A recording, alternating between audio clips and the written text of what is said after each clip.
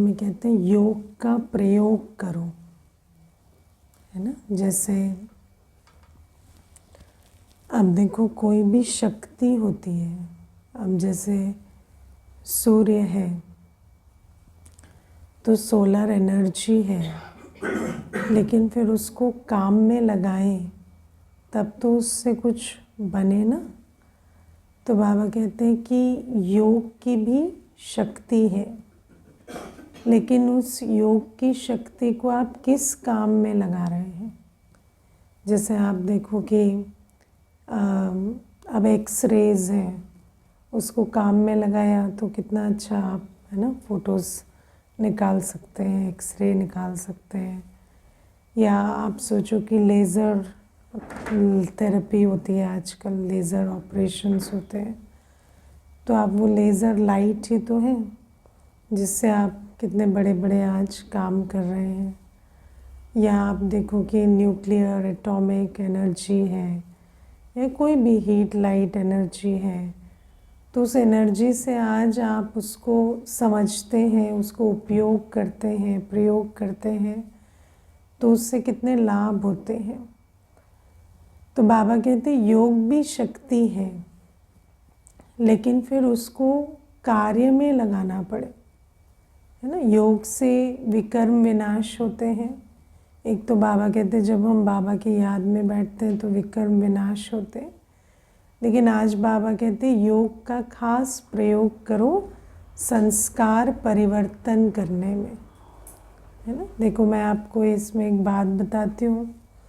अभी पीछे एक भाई आए तो मुझे कहते मैं मेडिटेशन तो मैं 10 साल से करता हूँ। तो मैंने कहा कि क्या मेडिटेशन करते हैं, तो कह रहे वो ब्रह्मा कुमारीज़ वाला नहीं, मतलब वैसे ही मैं कुछ करता हूँ। तो मैंने कहा तो आपके अंदर के विकार ख़त्म हुए? तो मुझे कहते क्या विकार? तो मैंने कहा जैसे हमारे अंदर जो वाइसेस होते हैं, तो उनको वाइसेस का पता ही नहीं कि कोई वाइसेस भी होते हैं या उनको ख़त्म भी करना है। तो जो भी जिस भी विधि से वो कर तो रहे हैं, पर लक्ष्य नहीं है। जैसे बाबा कई बार कहते हैं ना कि दुनिया में एम ऑब्जेक्ट नहीं है ना। हम कोई भी चीज़ कर रहे हैं, उसके पीछे लक्ष्य क्या है। हम पूजा करते हैं, है ना, पढ़ते हैं शास्त्रों को, या हम योग करते हैं दुनिया में, तो हमारा लक्ष्य क्या है या एम ऑब्जेक्ट क्या है उसको समझते नहीं, बस करना है, रस्म रिवाज है ना, कि उठना है, बैठना है। लेकिन बाबा हमें कहते हैं कि यहाँ इस पढ़ाई में लक्ष्य है। तुम्हें समझना है कि तुम जो भी कर रहे हो वो नर से नारायण बनने के लिए कर रहे हो, है ना। और नर से नारायण बनना है तो दैवी गुण तो धारण करने पड़ेंगे ना। तो बाबा हमें कहते हैं तुम योग करते हो तो उस योग से तुम्हारा संस्कार परिवर्तन होना चाहिए, है ना। और उससे भी पहले ज्ञान के आधार से हमें अपने कमज़ोर संस्कारों की रियलाइजेशन होनी चाहिए, है ना। जैसे बाबा आज हमें कहते हैं कि हमारे अंदर अगर देही अभिमानी स्थिति है तो उसकी निशानी होगी हम ईश्वरीय मददगार हैं, है ना। हम बाबा के मददगार बनते हैं अगर हम सोल कॉन्शियस हैं। तो अगर हम मददगार नहीं बनते हैं तो इसका मतलब हम बॉडी कॉन्शियस है, करेक्ट। तो बाबा हमें इस प्रकार से बहुत सारे चेकिंग पॉइंट्स देते हैं जिससे हमें पता चलता है कि हमारे अंदर क्या क्या बीमारियां हैं, ना। जैसे बाबा हमें कहते हैं कि मोह वाला स्मृति स्वरूप नहीं रह सकता। अभी अभी बाबा को याद करेगा, अभी अभी एकदम बुद्धि भटक जाएगी और देहधारी की तरफ चली जाएगी। तो इसका मतलब है आपके अंदर मोह है।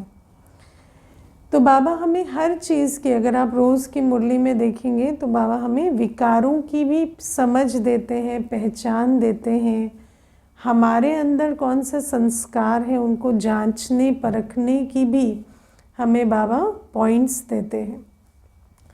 और फिर बाबा हमें लक्ष्य भी देते हैं कि जब हम सतयुग में हैं तो हम कैसे सर्वगुण संपन्न, 16 कला संपूर्ण, संपूर्ण निर्विकारी, मर्यादा पुरुषोत्तम, अहिंसा परमो धर्म। तो बाबा हमें कहते हैं कि हमें रोज़ चेक करना है कि क्या मेरे वो संस्कार बन रहे हैं, क्योंकि संस्कार के आधार से ही हम नए संसार में जाएंगे। तो बाबा कहते हैं कि अब हम योग तो कर रहे हैं, लेकिन हम योग का प्रयोग भी करें। अब योग का प्रयोग कैसे करना होता है? तो जो हमारी कमी कमज़ोरी है, जो हमें समझ में आती है, उसकी ऑपोजिट हमें योग में भरना होता है। जैसे मान लो मेरे अंदर देह अभिमान है, तो मुझे अशरीरीपन का बहुत अभ्यास करना हो, कि मैं आत्मा अशरीरी हूँ। या मेरे अंदर लोभ है तो मैं संतुष्ट मणि हूँ, मुझे कुछ नहीं चाहिए, मैं संतुष्ट हूँ, पाना था सो पा लिया। तो जैसे लाइट जलाने से अंधेरा जाता है, ऐसे योग में जब हम बैठते हैं तो जिस गुण की, जिस शक्ति की हमारे में कमी है, उसका स्विच ऑन करके हमें बैठना होता है। और जब हम उसको बहुत अभ्यास करते हैं और फिर ये भी अटेंशन देते हैं कि जब हम कर्मों में आए तो उस स्वरूप को मेंटेन करें। कई बार ये भी एक बात होती है कि योग में बैठे स्वरूप बने, उसी से अपने ईगो को इतना बूस्ट कर लेते हैं कि हम तो ऐसे बन ही गए कि जब उठते हैं तो कर्मों में बिल्कुल उसका ऑपोजिट नज़र आता है ना। जैसे मान लो कि हमारे दिल से वैसे किसी के लिए ज़्यादा शुभ भावना नहीं आती, बहुत क्रिटिसिज्म चलता है ना। तो योग में हमें क्या करना है? हमारी बड़ी दिल से हम बाबा से हर एक के लिए शुभ भावना, शुभकामना लेकर हर एक को दें। लेकिन फिर जैसे ही उठे तो फिर अपने संकल्पों को, वाणी को भी चेक करें कि क्या ये शुभ भावना, शुभकामना के संकल्प हैं या बोल हैं। क्योंकि ऐसा कई बार देखा गया है कि जब योग में बैठते हैं तो बहुत अच्छा अनुभव करते हैं, लेकिन माया तो कई प्रकार से हमें वार करती है ना। तो कई बार ऐसा भी होता है कि योग में बहुत अच्छा स्वरूप बने और उस स्वरूप से अपनी ईगो को फीड कर लिया कि हम तो ये हैं, और फिर कर्मों में बिल्कुल ऑपोजिट है, पर उसको देख भी नहीं पा रहे, क्योंकि अपने आप को उस प्रकार से भी माया जो है वो छल रही है। तो बाबा कहते हैं इसीलिए योग का प्रयोग कर कर अब हमें संस्कार परिवर्तन करना है। योगी जीवन होनी चाहिए। ऐसा नहीं कि बस योग में एक स्वरूप बने और फिर निकले तो वो स्वरूप परिवर्तन हो जाए एकदम से। तो बाबा कहते हैं जिस स्वरूप की हम रचना करते हैं योग में, फिर उसकी पालना भी करनी पड़े, अटेंशन देना पड़े, बीच बीच में है ना, उस पर ध्यान ले जाना पड़े। और मैं ऐसा समझती हूँ, जो मेरा अनुभव है, कि जैसे मानो हम सुबह 1 घंटा योग में बैठे और आप किसी भी गुण शक्ति का स्वरूप बने, तो जब आप उस स्वरूप को सुबह बनाते हैं तो उसके बाद जब सारे दिन में आप अगर 3 मिनट 5 मिनट भी निकाल कर फिर से उस स्वरूप को सींच दें, है ना। जैसे मान लो, जैसे होता है ना कि आप टैंक भर दिए, फिर वो थोड़ी खाली हुई, तो आपको अब पूरा नहीं भरना पड़ता, लेकिन थोड़ा सा ही जो कमी आई है उसको आपने उतना भर दिया तो फिर से वो फुल ऑपरेट करने लगती है। तो इस प्रकार से अगर हम अटेंशन देते हैं, हर घंटे में 1 मिनट, या है ना 2-3 घंटे में 3 मिनट का, जैसा हमारा ट्रैफिक कंट्रोल है, तो पुनः उस स्थिति में, क्योंकि जब हम सुबह बैठते हैं तो हमने स्थिति का निर्माण किया है, स्वरूप का निर्माण किया है, अभी सिर्फ रिमाइंड कराना होता है। तो एक रिमाइंडर आप अपने को दे दें और रिमाइंडर स्वरूप में दे दें। ऐसा नहीं बस संकल्प कि मैंने ये सोचा था या मैं इस स्वरूप में बैठा था, पर फिर से उस स्वरूप में टिक जाएं 1 मिनट के लिए, 3 मिनट के लिए। तो मैंने देखा है कि सारे दिन में फिर वो बात बहुत अच्छी चलती है। जैसे मान लो आपके मुख से उल्टे बोल निकलते हैं, जब आप बोलने लगते हैं तो आपकी वाणी में कंट्रोल नहीं है। तो मैं मधुर वाणी वाली आत्मा हूँ ना, मीठी आत्मा हूँ। तो अब आप अपने स्वमान को बार बार रीइंफोर्स करते रहेंगे सारे दिन में, तो एक दिन तो आप पाप से बच जाएंगे। फिर अगला दिन फिर उसको फिर रीइंफोर्स करना है सुबह सुबह, फिर अगले दिन चलना है। इस प्रकार से बाबा कहते हैं संस्कार परिवर्तन करने। और कोई भी आप प्रोजेक्ट लेते हैं, ये एक तरह का प्रयोग माना एज अ प्रोजेक्ट ना, तो आप कोई भी प्रोजेक्ट सेल्फ डेवलपमेंट के लिए लेते हैं तो उस प्रोजेक्ट को मिनिमम आप 15 दिन, महीना तो चलाएंगे ना। कोई भी एक स्वरूप है तो ऐसा नहीं कि आज एक लिया, कल दूसरा लिया, परसों तीसरा लिया, ऐसे नहीं। अगर आप सच में संस्कार परिवर्तन करना चाहते हैं तो जो भी आप एक स्वमान लेते हैं या एक स्वरूप में स्थित होते हैं, उसको आप कई समय तक, कई दिनों तक करके उस संस्कार को बदलें। और बाबा कहते हैं कि जब संस्कार परिवर्तन होता है तो ऑटोमेटिक वाणी, कर्म सब परिवर्तन होगा। तो इस बात को बाबा कहते हैं कि हमें प्रयोगी बनना है। अब दुनिया में तो किसी को लक्ष्य ही नहीं है, तो प्रयोग की कोई बात नहीं है।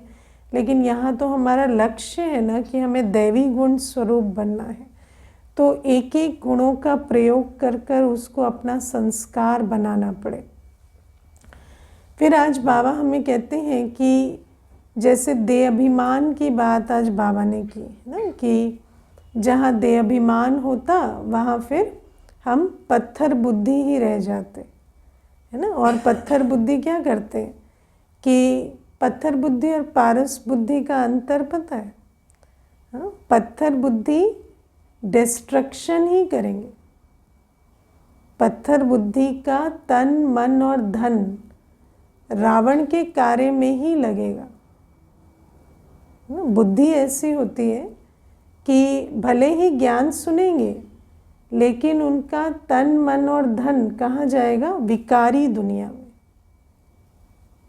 है ना। और पारस बुद्धि माना जिनका तन, मन और धन ईश्वरीय सेवा में जाता है। चाहे कई बार ऐसा भी होता है कि देखने में ऐसा लगता है कि ये तो कोई बहुत दुनिया के पढ़े लिखे या इंटेलिजेंट नहीं है, लेकिन इंटेलिजेंस का इससे कोई लेना देना नहीं है ना। या कई बार कोई सोचता है कि नहीं पढ़े लिखे हैं तो ज़्यादा अच्छा है, लेकिन ऐसा भी नहीं। ये जो बुद्धि है ये बहुत डिफरेंट सब्जेक्ट है।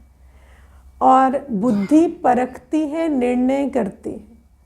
तो जब हमारी परख शक्ति, निर्णय शक्ति हमारा साथ देती है और हम स्व उन्नति और विश्व कल्याण में अपना तन मन धन लगाते हैं तो मालूम पड़ता है कि हाँ ये पारस बुद्धि है। जैसे दुनिया में आज आप देखो, मनुष्य किससे दुखी है? दूसरे से या अपने आप से, है ना। तो आप सोचो, मनुष्य अपना दुश्मन बना पड़ा है। अपने संकल्पों से, अपने कर्मों से, अपनी वाणी से अपनी दुर्गति करता है। तो बाबा हमें कहते हैं, इसको कहते हैं पत्थर बुद्धि, है ना। कहता है मैं सारे दिन ऐसा सोचता हूँ, मेरे को गोली दे दो मैं ना सोचूं। अरे तुम मत सोचो ना तुम ही तो सोच रहे हो। हाँ, कोई और कहे कि अच्छा ये मुझे ऐसा करते हैं तो उनको हम समझाने जाएं, लेकिन आप खुद ही तो सोच रहे हो, तो उसको क्यों नहीं बंद करते?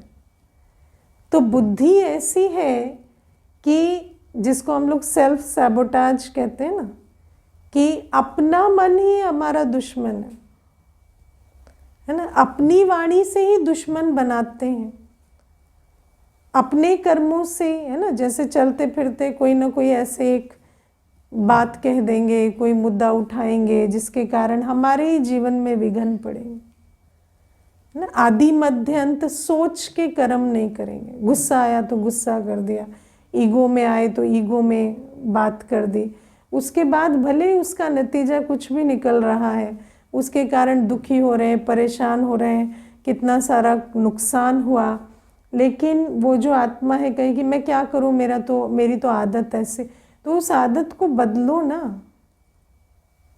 ऐसी वाणी क्यों बोलनी है जिससे आपका नुकसान होता है ना। और मैं तो कर्म की गति की भी बात नहीं करी, प्रैक्टिकली भी, जैसे दुनिया में भी, है ना।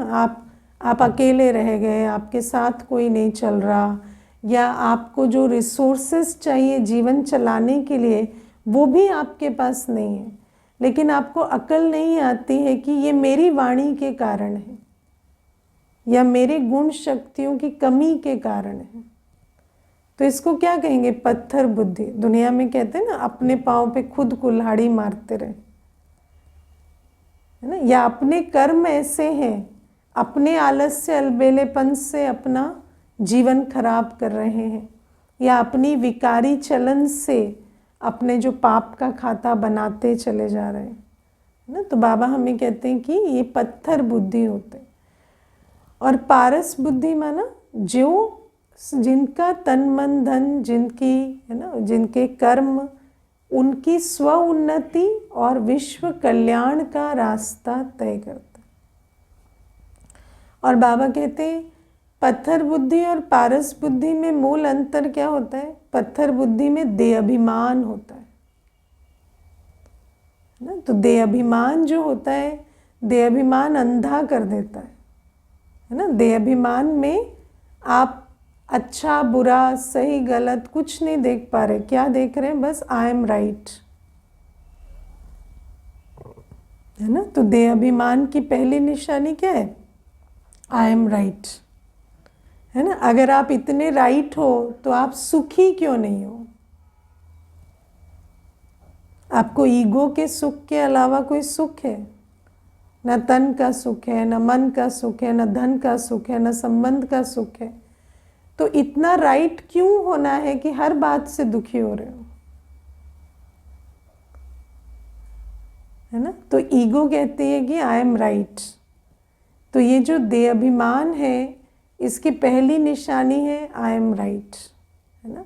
और इस आई एम राइट से इतने संकल्प बोल और कर्म ऐसे रचते हैं जिनसे हमारी अपनी बहुत दुर्गति होती है ना। और आई एम राइट तो यू आर रॉन्ग। और जैसे ही, है ना, संकल्प कैसे तेज़ी कैसे पकड़ते हैं, जब बुद्धि में आया ये गलत है तो फिर वो संकल्प तेज़ी पकड़ लेते हैं। उसके प्रति निंदा, क्रिटिसिज्म, ये वो सब चल रहा है अंदर ही अंदर। कई बार तो वाणी में भी नहीं ला रहे, लेकिन अंदर संकल्पों का तूफान आ रहा है, क्योंकि जैसे ही आपने कहा कि ये रॉन्ग है तो आपके अंदर वो संकल्प चलेंगे। लेकिन बाबा हमें क्या ज्ञान देते हैं? बाबा हमें कहते हैं हर आत्मा का अपना संस्कार है ना। कोई राइट या रॉन्ग की बात नहीं, वो हर एक की अपनी जर्नी है, अपना संस्कार है। और अगर राइट रॉन्ग है भी तो आप उसके जज नहीं हैं, आपको उससे कोई लेना देना नहीं, है ना। धर्मराज जाने बाप जाने आपको क्या करना है।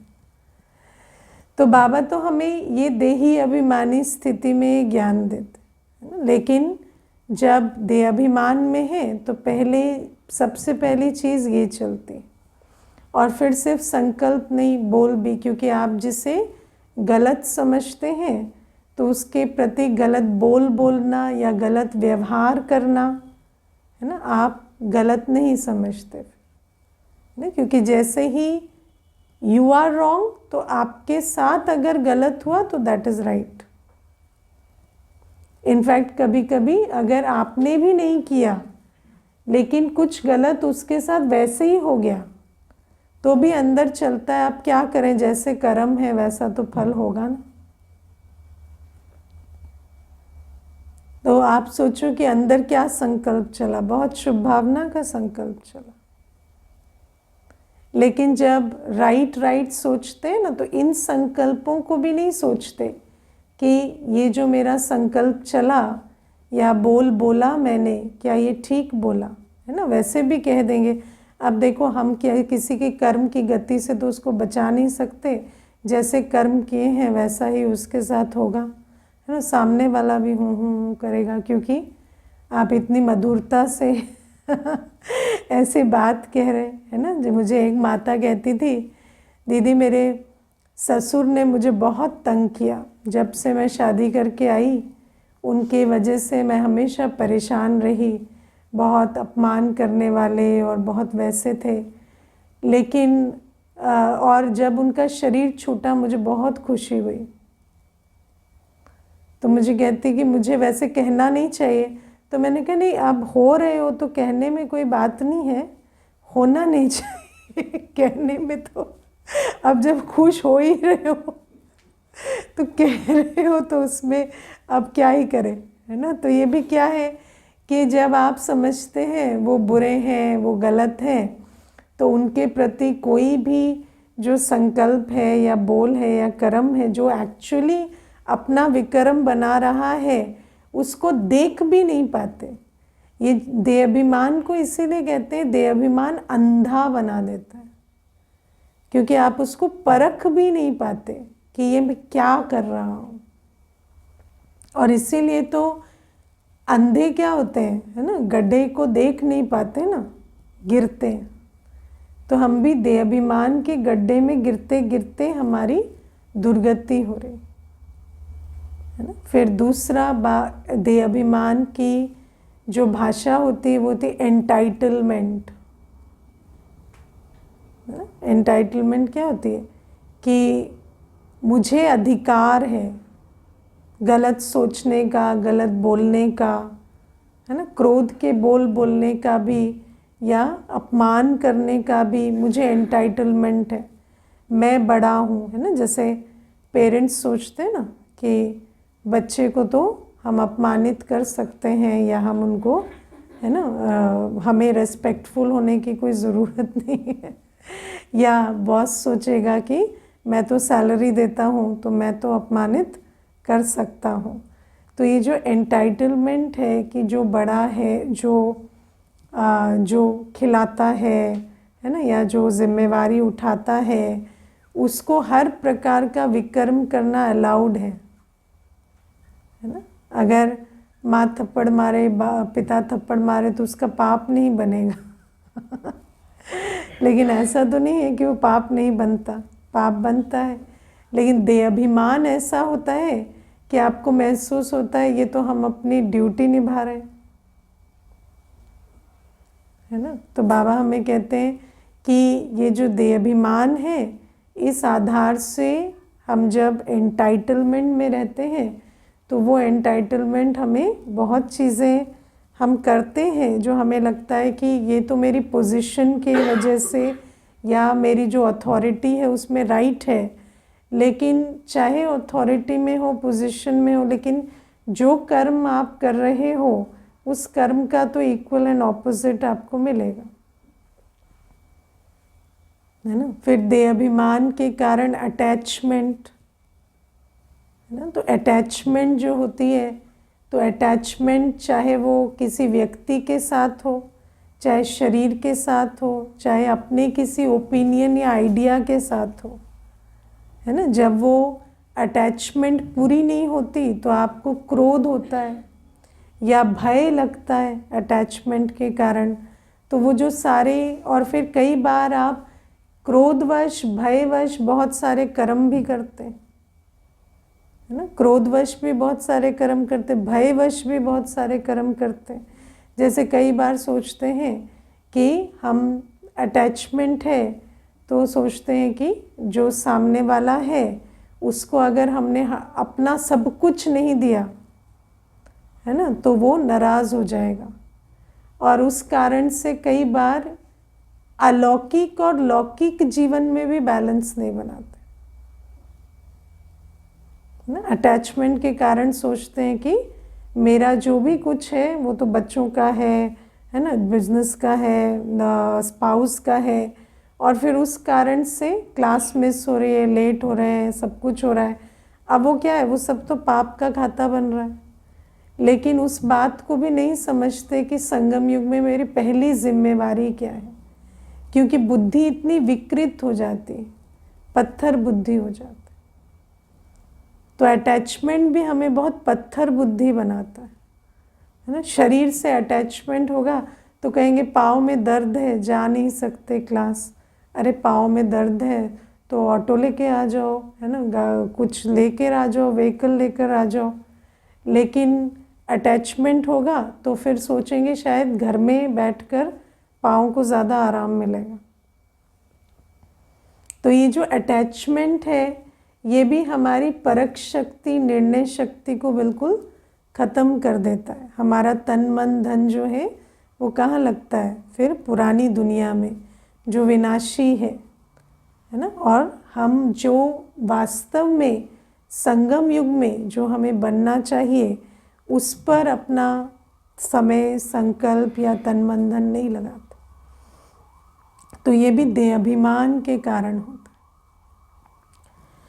तो बाबा हमें कहते हैं ये सारा देहाभिमान जो है, चाहे वो राइट रॉन्ग की भाषा है, चाहे या फिर आप देखो दुनिया में कहेंगे प्रेफरेंस, है ना, मुझे ये अच्छा लगता है, मुझे ये अच्छा नहीं लगता, है ना। आपको पूछ कौन रहा है? आपको क्यों लगता है कि आपको कुछ अच्छा लगता है या नहीं लगता, वो मैटर करता है है ना। दुनिया में जो भी कुछ है ड्रामा अनुसार, चाहे परिस्थितियां हैं, चाहे आत्माएं हैं, चाहे, है ना, वैसे तो जो कर कुछ भी नहीं सकते, ड्रामा की हर सीन प्रीडेस्टिन्ड तरीके से चलती है, लेकिन अपने ही अंदर चलाते रहेंगे।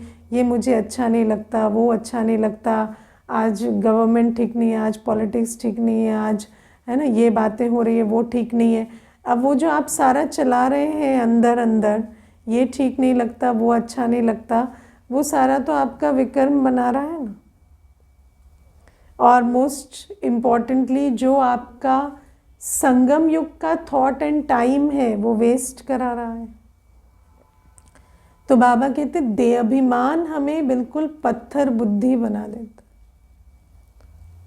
और बाबा हमें कहते इसीलिए अगर देही अभिमानी बनना है, पारस बुद्धि बनना है, तो हमें नारायणी नशा होना चाहिए, हमें लक्ष्य दिखना चाहिए कि ये लिमिटेड टाइम में मुझे अपना तन मन धन समय श्वास संबंध ऐसे यूज़ करना है कि मैं सर्वगुण संपन्न बनकर दैवी राजधानी के लायक बनूं। मुझे अपने संस्कारों का, और उसकी विधि क्या है, ज्ञान योग धारणा सेवा। अगर क्लास ही मिस होगी, योग के प्रोग्राम्स मिस हो रहे हैं, इसका मतलब पूरे पत्थर बुद्धि है। समझ आया?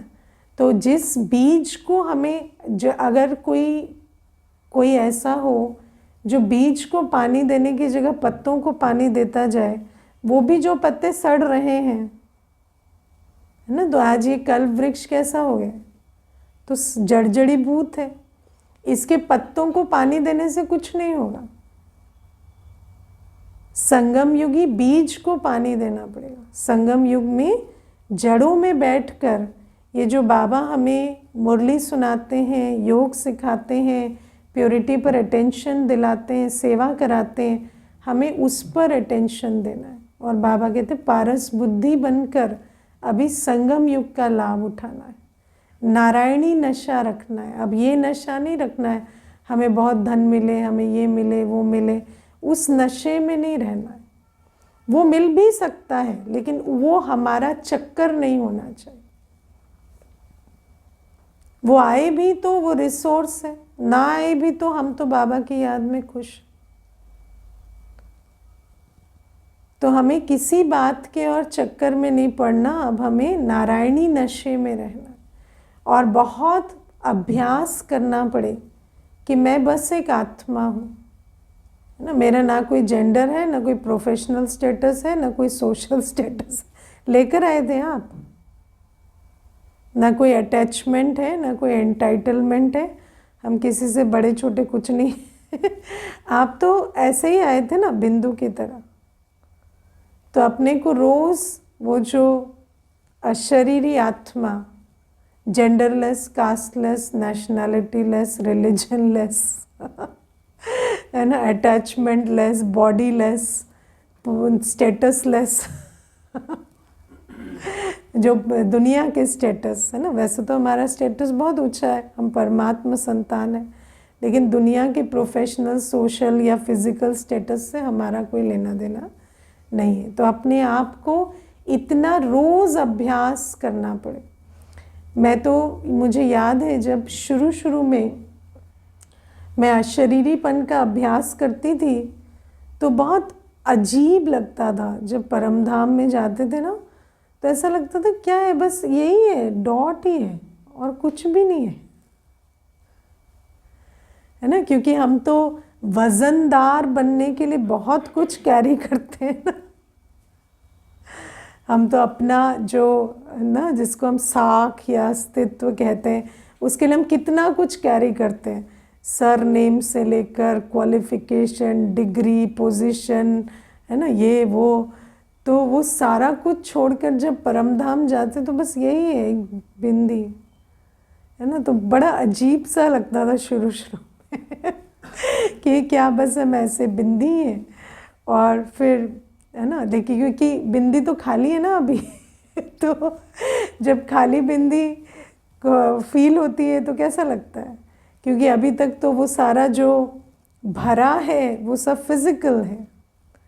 फिर वो जो खाली बिंदी को बाबा से भरते भरते भरते आज वो फुल बिंदी लगता है कि अच्छा ठीक है, ऐसे भी कंप्लीट है। लेकिन पहले तो भरा नहीं था, तो शुरू में परमधाम जाते तो सिर्फ छोड़ दिया, भरा कुछ नहीं, तो बड़ा स्कैरी और अजीब लगता था, है ना। क्योंकि बुद्धि खुली हुई थी तो करते भी बहुत अच्छे से थे योग, और उस समय ऐसा भी लगता था कि ये क्या है, ना गुण है ना शक्ति है, और अभी वो धन पैसा और प्रॉब्लम और पोजीशन भी नीचे छोड़ दिया तो है ही क्या हम फिर लेकिन अब जैसे जैसे फिर बाबा से शक्ति भरी, गुण भरा, तो अब लगता है अच्छा हम एज अ पॉइंट भी कंप्लीट है, हमें और चाहिए ही क्या, है ना। तो बाबा इसलिए कहते हैं अशरीरी बनो, क्योंकि कई बार क्या होता है, जैसे बीमारी है पर आप पेन किलर खाते खाते खाते आपको पता ही नहीं चल रहा कि बीमारी कितनी है। आजकल क्या होता है, मेंटल इलनेसेस के लिए भी व्यक्ति मेडिसिन लेता रहता है, उसको ये नहीं पता कि एक्चुअली मेरी हालत क्या है। वो तो उस इल्यूजन में जी रहा है ना कि आई एम फाइन, उसको दवाइयों से डोपामाइन मिल रहा है, लेकिन उसको लगता है I am a very happy person. But आप उसको छोड़ेंगे तब तो आपको रियलाइजेशन होगी, तब तो आप एफर्ट करेंगे ना कि मुझे ऐसा, ये कमी है, इसको भरना है।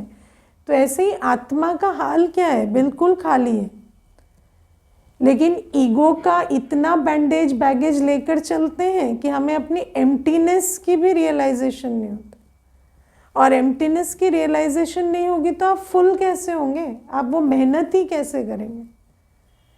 तो इसीलिए बाबा कहते पहले तो अपने को आत्मा समझो। जब आत्मा समझते हैं ना तो महसूस होता है कि मुझ में तो कुछ भी नहीं है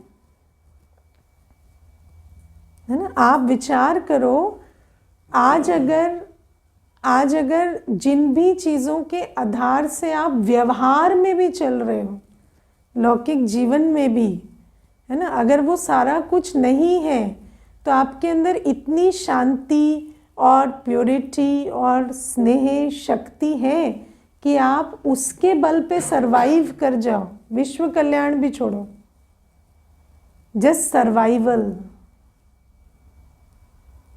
है ना। अगर आपकी कोई पोजीशन नहीं है, कोई पावर नहीं है एक्सटर्नली, तो क्या आप उसके बिना भी सरवाइव भी कर सकते हो?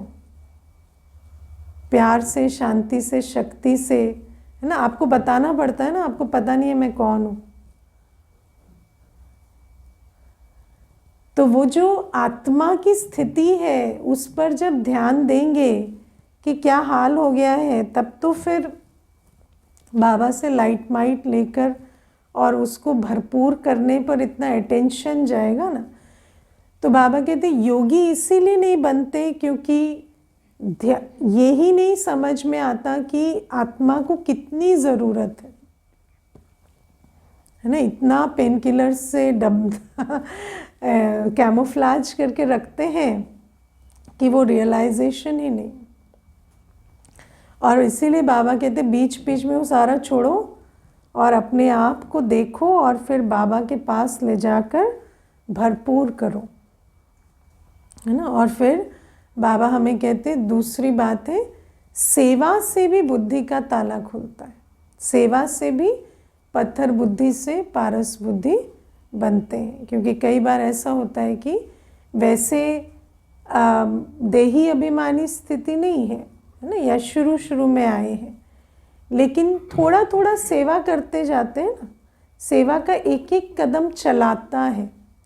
और ये हमारा प्रैक्टिकल अनुभव है कि जो शुरू से सेवाएं करने लगते हैं ना, उनको सेवा का बल आगे बढ़ाता है। तो बाबा इसलिए कहते हैं कि शुरू दिन से ही कुछ न कुछ तन मन धन सफल करना शुरू करो। सफल करते जाएंगे तो वो सेवा का बल भी हमारी बुद्धि को खोलेगा और हमसे पुरुषार्थ भी होगा, है ना। जैसे पहले पहले ऐसा नहीं होता कि कोई हम सच में यथार्थ सेवा करते हैं।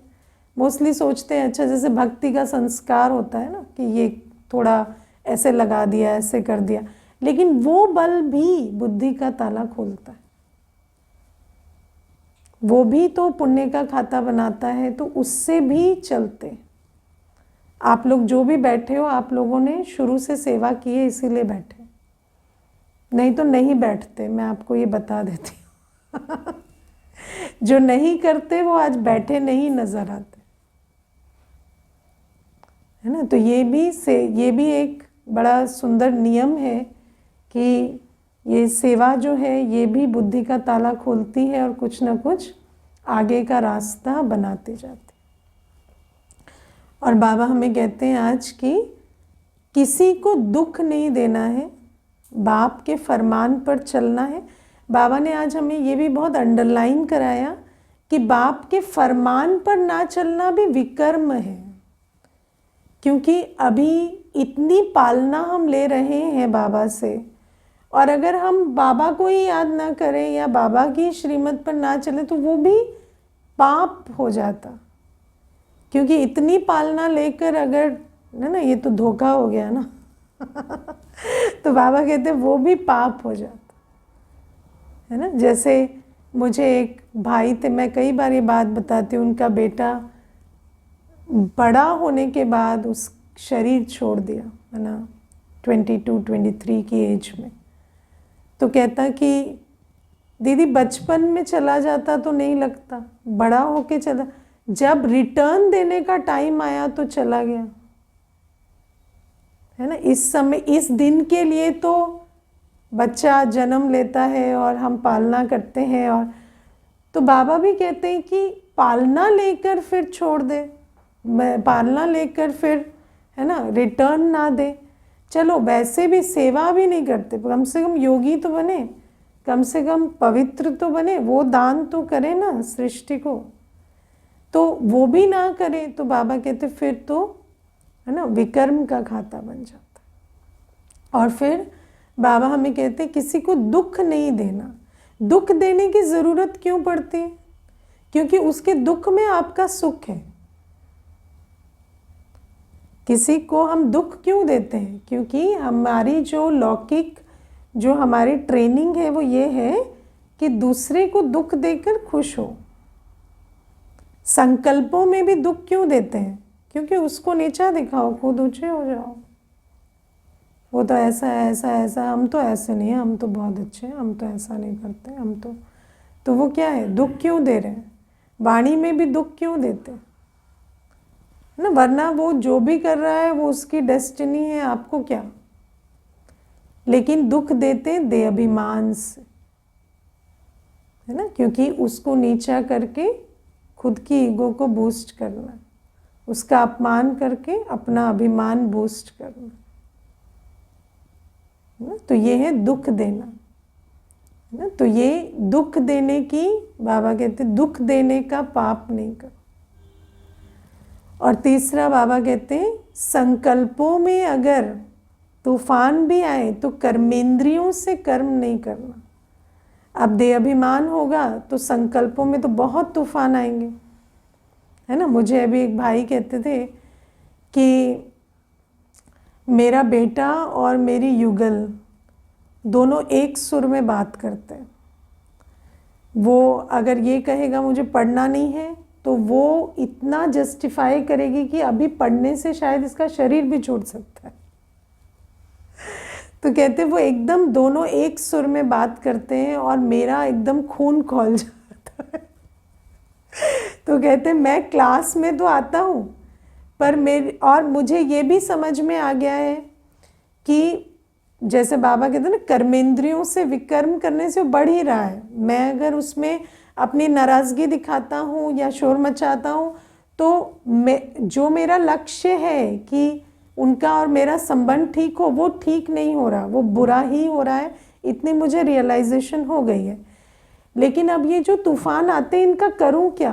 क्योंकि मैं तो ये चलते चले जाते हैं, ऐसे करेंगे तो ये होगा वो होगा, ऐसे कैसे कर सकते हैं, ये तो इतना इलॉजिकल है, वो उसका ऐसे क्यों साथ देती है, वो माँ है या दुश्मन है। तो ऐसे मेरे तो चलते चले जाते हैं और कहते हैं मेरे को तो नींद ही नहीं आती, 3 बजे तक मेरे सुबह संकल्प चल रहे हैं, है ना। तो बाबा इसीलिए हमें कहते हैं कि दुनिया में क्या होता है, हाँ, तो बहाव आया तो बांध मत बांधो, बहने दो, बाढ़ ले आओ।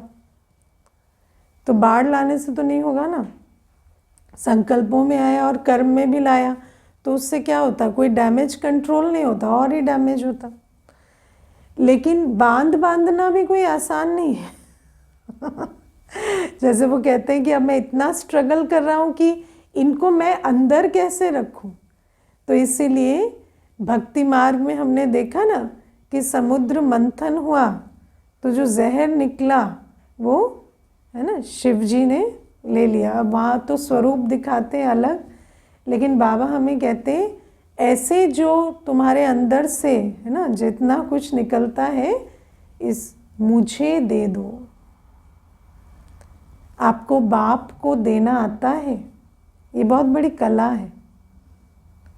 अपना जो विश है वो दे देना बाबा को, है ना। आपके अंदर इतना समर्पण होना चाहिए कि बाबा जो मैं हैंडल नहीं कर पा रहा ना वो आप ले लो, और उसको लेट गो करके बाबा को सौंप के फ्री होना। बाबा हमें कहते हैं कि मुझे भक्ति मार्ग में भी अक धतूरा चढ़ाते थे, है ना, तो सारी कड़वी और वैसी चीज़ें, तो मेरा ये भी काम है। तुम्हारे अंदर से जितना ये तूफान आते हैं ना वो सब बाबा के सामने बैठकर, ऐसा नहीं कि वर्णन करो, बस लेट गो कि बाबा ने सब कुछ ले लिया और बाबा से मुझे शांति सुख मिल रहा है। क्योंकि ये तूफान अगर आप वैसे शांत नहीं करेंगे तो या तो कर्मों में आएंगे या वैसे अलग तरह से फिर डैमेज करेंगे। तो इसीलिए बाबा जब तक नहीं आते तो और कोई सल्यूशन नहीं होता।